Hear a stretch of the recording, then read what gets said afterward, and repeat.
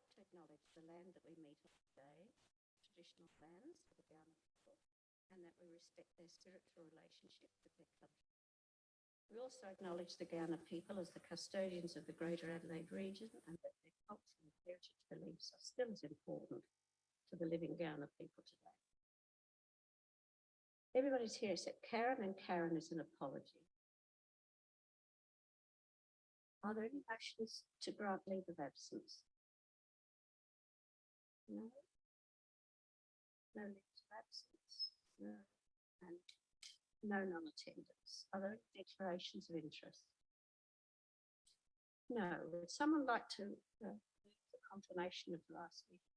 Thank you, Di. Seconded by Helen. Any discussion? It's not covered now. Agenda. Okay. Those in favour, please show. Against, carry. Thank you. Right. Business arising from minutes. I think we'd probably just go straight to that.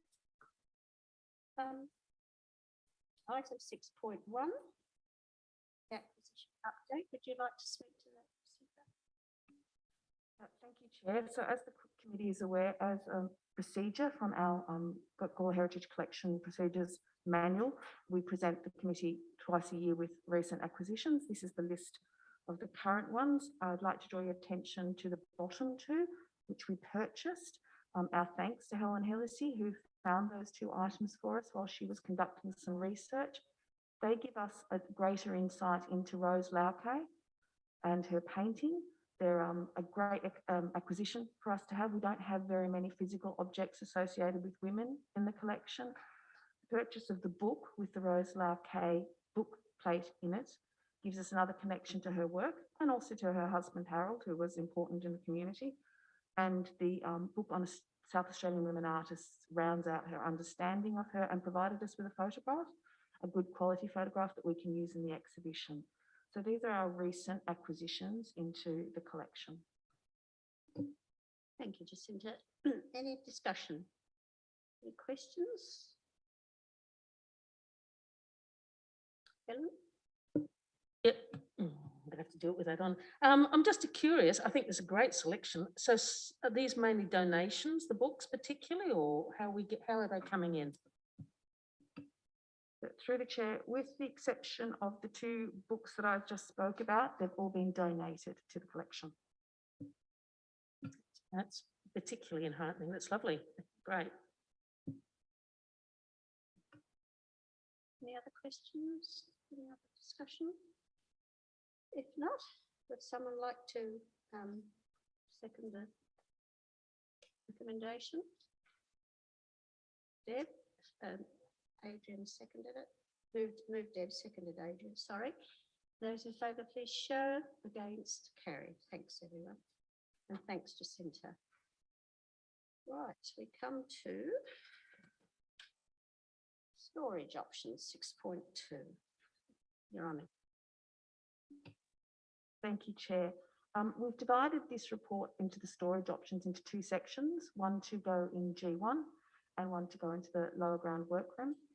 There's two options that staff have identified for G1, and we'd like the committee's feedback on both of those options. If you remember when we took you to have a look at the off-site storage, and also when you've been looking at the storage downstairs here, you're aware of the fact that we have a great many hanging framed objects that we need to store.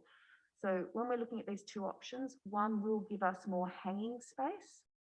The other one leaves us with less hanging space, but potentially more space for other objects. So my question to the committee is, from your memory and your thoughts about the numbers of objects that are framed and would require that sort of space, and also what you think might be out in the community that will come to us in the future, if you think we will continue to acquire framed pictures, paintings, photographs, which option do you think is best? One option leaves the option that gives us more storage space, will completely cover the fireplace, but both of these options do not do any damage to the room, but they do reduce the space in the middle. So we're just looking for a bit of feedback on those options.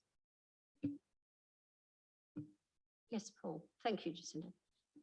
Yeah, we've G1, is the room also used for storage of items for exhibitions? So it's a work room as well? So through the chair, yes, a little bit. It's not a huge component of the usage. We thought that it might be, but once we start to pull out an exhibition, we then bring the new items for the new exhibition into the space as well because it's not accessible to the public. So it's only an exhibition storage and preparation for things that we might receive well in advance of an exhibition date. Okay, thank you. Anyone else? So you want feedback about continued acquisitions and the nature of articles to be covered, is that right? Yeah, so through the chair, our first instinct was to go for more storage. Let's go for more storage, but we thought, no, we need to think this more broadly.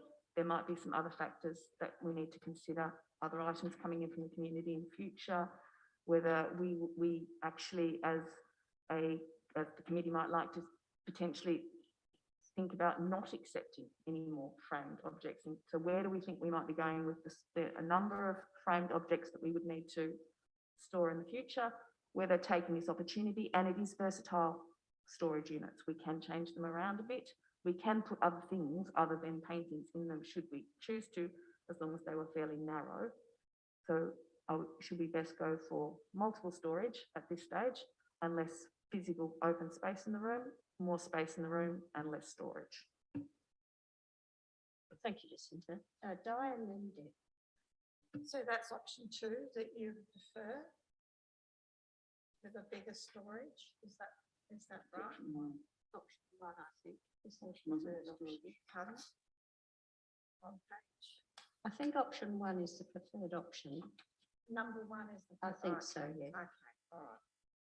I actually believe that Is the it? people that are working there are the ones that should, Sorry, I So might it's have, option I might have two. led you astray. I thought I saw Yeah, option one. option 2. Oh, my mistake. Sorry, yeah. No, that's option 2. Yeah, I actually think that the people that are working down there are the ones that really know what's going on.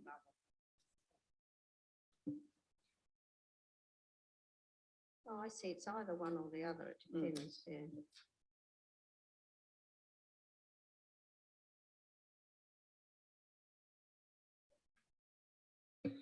I apologise that I wasn't there for the tour.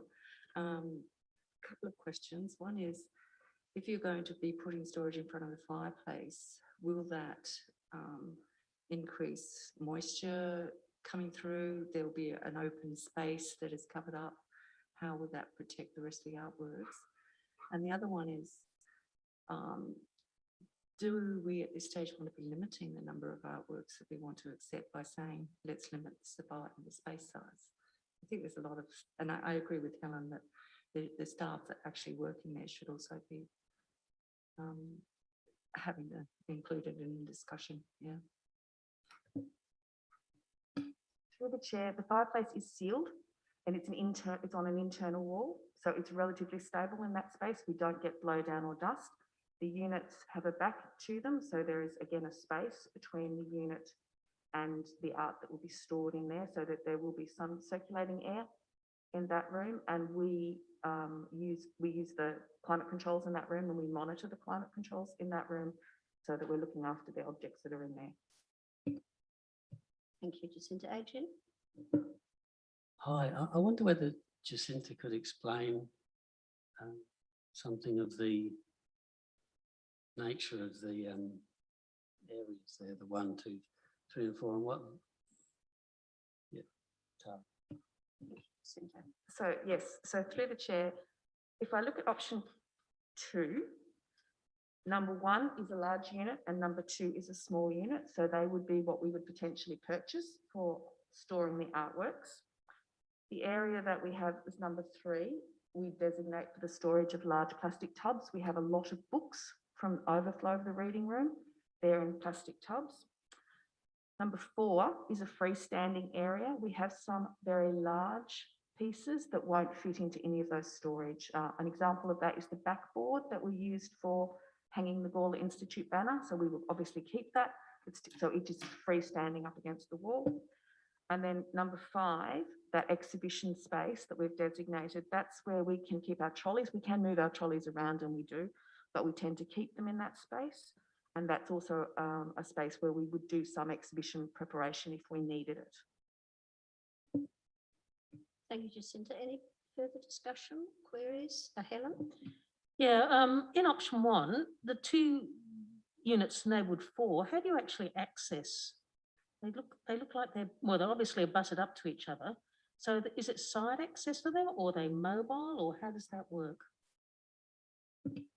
So in option 1, while they're drawn as blocks, they're not actually blocks, they're just freestanding space with the working, there's a limit to Petra and myself and our graphic abilities, unfortunately. So that's just an indication of where we would put them, so we can easily access them and we can move in and out. There's nothing formally or structurally in that space. As a further up, I mean, I really don't like the idea at this stage of limiting, because I know, for example, we have the acquisition art prize coming in every 2nd year. So it is a growing collection. I agree with both Diane and Deb that, I think the staff need to make the final call. I'm glad it's been presented.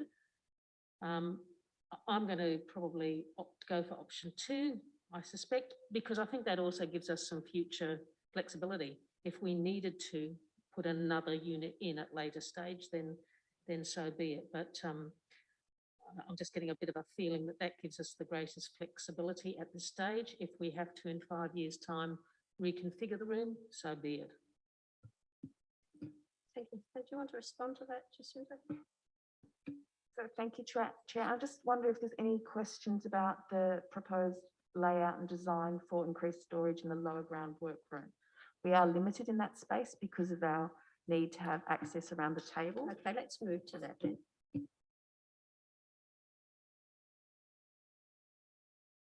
Yeah, I think, as has been explained, we're fairly limited with this room. I like the extension of the lockable cupboards, and I like the fact that it will be a flow on from what's existing. I understand that it is a multi-use room, but I'd like to see its increased usage as an annex to what we have, both in storage and, as I say, in the future, as we get more and more requirements, then I think it's a good compromise from what we have, but as I say, particularly like the lockable cupboards. Now I am in this situation very sure that there is more books going to be coming into the collection, so we need to provide and maximise the space that we've got for them. Thank you, Helen. Someone else? Adrian? Yeah, look, I'm still looking at, with option 2 and area 1. Sorry, I was just, how does that actually work? Do you load them from do you load paintings in from there? But through the chair, they're front-facing units. Yep. You load them from the front. Obviously, this is not something we do often with our No. painting collection. So they would only come out for either the audit, the condition report audit, or for exhibition. So we have that space that's number 5, which is free space. We can access and get to all of those. That was part of the component of the design, how accessible we could get to. And also part of the design requirements were the ability of staff to lift. So you can get 2 units that are much higher, that provided you have a movable platform you can then use. We don't have a movable platform, it's not practical for us. So we're balancing staff wellbeing and load, storage capacity, the room size, and that's why we've come up with these sorts of options. We haven't chosen traditional movable racking because we didn't want to impact on the fabric of the room permanently, because we thought that was an important criteria as well. I guess what I should ask is either one of these options, 1 or 2, does that mean that we can bring everything back in from storage? Because mostly the paintings are out there, aren't they?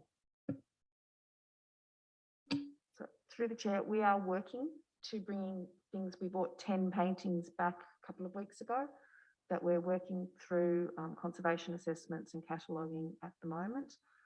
as the committee might remember, quite a few of the things in Paxton Street storage probably aren't salvageable. So that will be part of our deaccessioning program, but certainly there are some very large ones that are. So it has always been the intention that the entire Gawler Heritage Collection resides on this site, and that's certainly what we're working towards. Thank you. Paul? Yeah, just looking back at the motion we moved, and for the room downstairs, it's to be a heritage, including it's going to be a meeting room as well for the heritage research and council staff. So I just want to clarify that space will not be used for lunches and tea, it won't be a tea room anymore? I'm just concerned if it is, damage to the items in there. So through the chair, it will still be a multi-purpose space and staff will be able to access it for their lunch. It's a lockable cupboard. That's where the items from the collection will be. They will be what we call low value items from the collection. So they're, and there may well be some storage, some of our conservation materials, packaging boxes, things like that are in there. The priority items from the collection are in rooms that have more stable environmental and movement between that room, and most of the movement through that room is heritage staff as we move towards the research centre from our workspace. So it's very hard to keep it very stable, and that's why they would be what those low value items. Any other questions? I've got a couple. Have you had, if this follows on from Paul's comments, any feedback from the other users of that room? Can you let us know? So through the chair, we're a very collegial lot at Town of Gawler, and we support each other, and I'm very grateful for the fact that the library staff have been very amenable to that. They are very supportive of what we do. Being library staff, they understand the importance of looking after collections, and so they're very supportive. Thank you. I suspected that was the case, but I didn't know. A couple of other things regarding paintings or artworks. I've had a look at the photographs of the, is it till unit it's called, which is for storing paintings. But I'm thinking of things that are this size and the Moliere painting and so on. They're enormous and there are some very large paintings. So that's one question, what will we do with them? And the other is in relation to the acquisition of the Art Award winners. Would it be useful for us to limit the size, the maximum size of those entries from now on? It's not a difficult thing to do. It's quite standard procedure actually in many art awards. I mean, we don't want people to be, you don't want something that's enormous, do you? Just because it's. So Rosalako couldn't have given us her beautiful painting. Bigger, it's what, 2 by 3? Just try and make things easy. Through the chair, the committee might remember that downstairs in the cultural heritage store, attached to the walls, we've got multiple meters of racking. Then the very large pieces go there. Some of the Moliere may not, and that's why we've got that designated space that's just a free space in the storage room. It's because we do have some very large. If the Roselau cake came down, I'm not sure where we would put it, but we'd need to cross that bridge when we got there, I think. But we do have quite a lot of flexibility when we look at all our options. That's good to know. I just wouldn't like to see you sort of buried in huge paintings, that's all. All right, is there any other discussion or anything else to raise on that item? Would someone like to move that it's item unit, sorry. Option, I should say. Option 2, that's the favoured one. Okay, so someone like to move that way, please? Deb? Yes, sure. Sorry, I'm just looking at this. I'm assuming that's the unit. Yeah, I know that's very different from the standard kind of framing or artwork storage. In that, mostly like major galleries, they have wired, so you've got the breathing going on between, and you can slide them out, the entire unit out, and you've got a lot more flexibility with size. So they're almost like hung on a wall, but these look like almost a standard sort of melamine shelving unit where it looks like you're going to have to wrap the artworks and they're going to be harder to get in and out. Is it, why are we going for this rather than the other kind of flexible? But through the chair, we looked at that, but those sliding units and the hanging units require bolting to either the roof or the floor. That's why we didn't look at that. I've spoken to the National Gallery. They have some of these units. They have a mixture of both units. They're happy with the ones that they have. Yes, you do need to wrap, and it's not as easy to get the paintings in and out, but it seems a good compromise given the historical fabric of the room and the load bearing that would be necessary for those large freestanding steel structures. So you moved it, was it? And Di seconded it? You moved it and you seconded it. Thank you. Any further discussion? If not, Oh, Helen? sorry, I did. Given that there's a budget, sorry to cue that, given there's a budget bid in, so we're not likely to see these items go in then till the second half of next year. So there's obviously no money within this year's budget to do them. They'll have to be a budget item. Is that something that the foundation can help with, perhaps? Oh, no, that's with that side of, this is infrastructure and council. Okay, fair enough.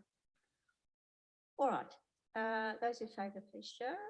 Against, carried. Thank you very much. All right, items listed for discussion. 7.1.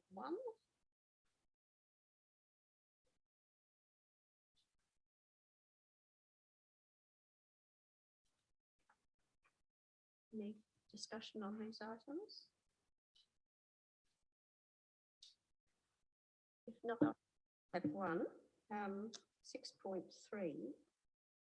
under the recommendations, in recognising and celebrating the success of the Cultural Heritage Centre, consideration be made to promoting success in the media. Would you like to respond to that?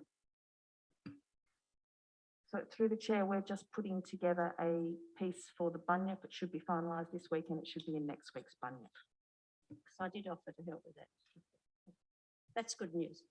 Any further discussion?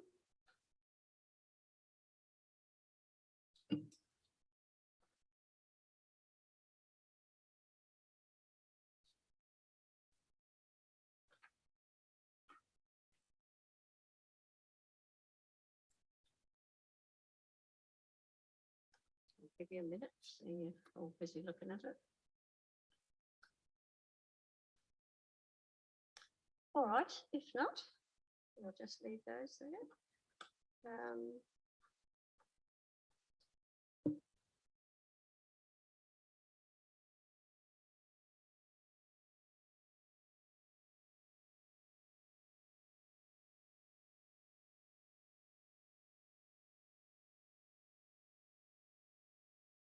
It isn't it?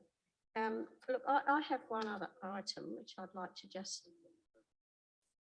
Oh, sorry, the verbal update, I missed that. Sorry, Jacinta.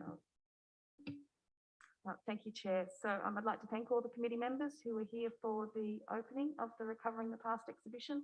We've had some very lovely feedback from community members about the exhibition. It's an interesting one. It is a confronting one. There's a lot to think about in that, so it is very powerful, and it's important to tell those difficult stories as well as celebrate just the joyous parts of our stories. I just wanted to make the committee aware that when we took down the Andrew McCormack portraits that were in the reading room in order to install the exhibition, we had found some evidence of vermin in the room. They haven't done any damage to the paintings, but that's one of the reasons when community asks why aren't things on display all the time, it's so that we can have a look at that. So they were carcasses. They have done no damage, but we are aware of that. The James Martin room does have food. It's used for food. So that's a risk that we take when things are there. That's just something to be aware of. Because we found that, we will be taking down the James Martin portrait to check that one as well. So we've updated our condition reports on the paintings, and so that's a good housekeeping audit. We're comparing them with condition reports from when they were first installed, which was about 18 months ago. And we'll keep you updated as to those. And I just wanted to let you know that the fashionable lady is back. She looks magnificent. She really does. We're still waiting for some information on the V&A, I should say, about the signature. I haven't had a response from that, but we have some potential leads in researching the artists that are available through the State Library, and Helen has offered, when she's next down there doing some other research, to chase those up for us. So the portrait is lovely. As you know, we're planning to install the portrait, increase the interpretation, and have some piano recitals on the piano.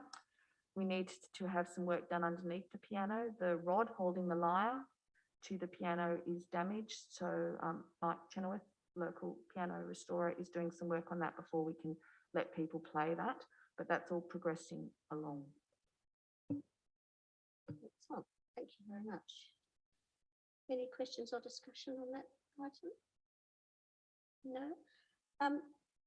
You will all be aware, I think, that a former member of this committee, Brian Tom, is seriously ill.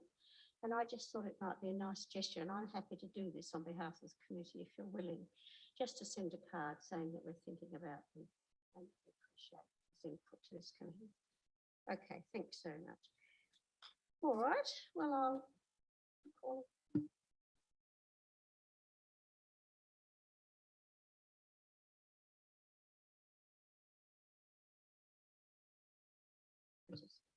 Are there any questions about? No, any motions about notice? No. Okay. Sorry. Right.